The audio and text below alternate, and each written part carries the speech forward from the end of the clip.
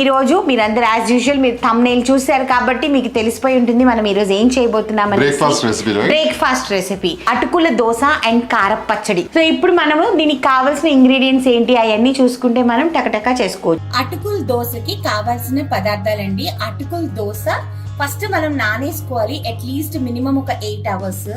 So దానికి 1-2 గ్లాసులు తలగొట్టిన బియ్యం, 1 గ్లాస్ అటుకులండి. ఇంకొంచెం వేద్దాం, కరెక్ట్ గా తలగొట్టాలండి, మరి ఎక్కువ ఉండకూడదు. సో గ్లాస్ అటుకులు, 1/2 గ్లాస్ మినపప్పు. వీటిని కడిగేసేసి నానబెట్టి పెట్టుకోవాలన్నమాట ఒక 8 hours. కడిగి నానబెట్టుకున్న బియ్యము, మినపప్పు అండ్ అటుకులు ఉన్నాయి కదా, వాటిని మిక్సీకి వేయాలండి. 8 hours నానబెట్టా. నానేసిన తర్వాత ఇప్పుడు దీన్ని మనం మిక్సీకి వేసుకుంటాం. నాది పెద్ద జార్ కాబట్టి ఒక్కసారిగానే వేసేయచ్చు, నేను వేసిన క్వాంటిటీ చిన్నది కాబట్టి.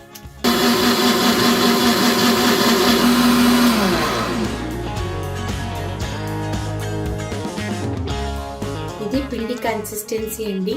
అండ్ ఇదిగోండి, ఇంత మెత్తగా ఉండాలన్నమాట, చక్కగా అన్ని మంచిగా ఇదైపోవాలి. అండ్ ఇప్పుడు ఈ పిండిని వచ్చేసేసి మనం నైట్ అంతా పెట్టేసేయాలి. ఓవర్ నైట్ పెట్టేసేస్తే చక్కగా రేపు మార్నింగ్ కి పొంగుద్ది అనమాట పిండి. ఇలానే మూత పెట్టి పెట్టేసేస్తే రేపు పొద్దున్నకి పొంగుద్ది అనమాట. ఇప్పుడు ఇంత ఉంది కదా, రేపు మార్నింగ్ కి ఇక్కడ వస్తుంది.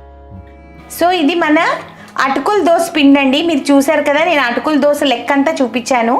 సో ఇట్లా మనం కొంచెం దీంట్లో కొంచెం వాటర్ కలుపుతాం వేసేటప్పుడు అండ్ సాల్ట్ వేస్తాం అనమాట. దీంట్లోకి బెస్ట్ కాంబినేషన్ వచ్చేసి కారపు పచ్చడి. వెరీ సింపుల్ అనమాట. వెల్లుల్లిపాయలు, ఒక టొమాటో, ఒక ఉల్లిపాయ, కొంచెం నూనె, ఉప్పు అండ్ కారం. సో ఇప్పుడు ఫస్ట్ మనం పచ్చడి వేసేసుకుందాం మిక్సీలో, ఆ తర్వాత దోశలు వేసుకుందాం. ఓకేనా? రఫ్గా చాప్ చేసుకుందామండి, పెద్ద కష్టపడక్కర్లేదు. ఒక టొమాటోని 4 pieces ఇలాగ వేసుకోండి.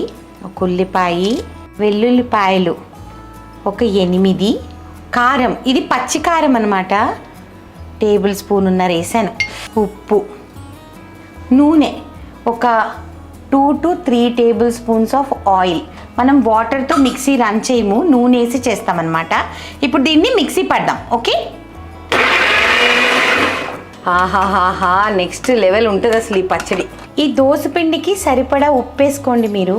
నేను సోడా ఇలాంటివి ఏమి వేయనండి, ఎందుకంటే ఇది మంచిగా ఫర్మెంట్ అయ్యి ఉంది. ఈ కన్సిస్టెన్సీ ఉండాలి. ఓకేనా? ఇలా ఉంటే సరిపోతుంది, మరి పల్సగా ఉండకూడదు ఈ దోశ. ఇదిగోండి, ఇలా కొంచెం నూనె వేసేసి, అంటే నాన్ స్టిక్ ప్యాన్ని కూడా ఇంత దారుణంగా తయారు చేసింది మా ఆయన అనమాట. సో ఇలాగా గ్రీజ్ చేసుకోవాలి మనం ప్యాన్ని. ఇది కాగిందండి, ఇదిగో నాకు వేడి తెలుస్తుంది, మరి ఎక్కువ కాగించకండి. ఇలా వేసుకొని ఈ అటుకుల దోశ కొంచెం థిక్ ఉండాలన్నమాట. బాస్ ఇంతే ఇది చేసి, ఇప్పుడు దీంట్లో నూనె వేయాలి. వేసి ఇలా ఒక మూత ఉంటుంది కదండి, గ్లాస్దో వాట్ ఎవర్ మీ దగ్గర. ఇది ఫస్ట్ దోశ, సెకండ్ దోశకి ఇంకా మారిపోతుంది. అయినా ఇది ఇంకా ఫస్ట్ దోశ కాబట్టి ఇలా వచ్చింది. సెకండ్ దోశ ఫుల్ రెడ్ వస్తుంది, చూపిస్తా. సో దిస్ ఈస్ ది అటుకుల దోశ. 2 sides కాలాలండి అటుకుల దోశ. అండ్ మీరు చూసినట్టయితే చాలా సాఫ్ట్ ఉంటాయి అన్నమాట. సో మన ఇంట్లో పెద్దవాళ్ళకి, అంటే అమ్మమ్మ, నానమ్మ అలాంటి వాళ్ళకి, కొంచెం పళ్ళ ప్రాబ్లం ఉండే వాళ్ళకి ఎటువంటి ప్రాబ్లం, సాఫ్ట్గా అలా దిగిపోతూ ఉంటాయి అన్నమాట. ఓ, నాకు పెట్టినావా? చిన్ని చిన్ని ఆశ, చిన్నదని ఆశ.